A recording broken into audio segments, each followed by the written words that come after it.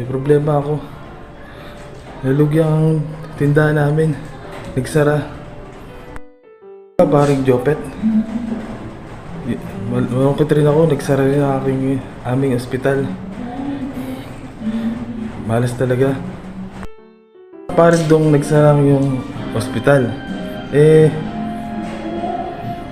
Parang kailan lang marami kayong umasensya na kayo Kasi paring Jopet, lumabas na ang aming mga pasyente.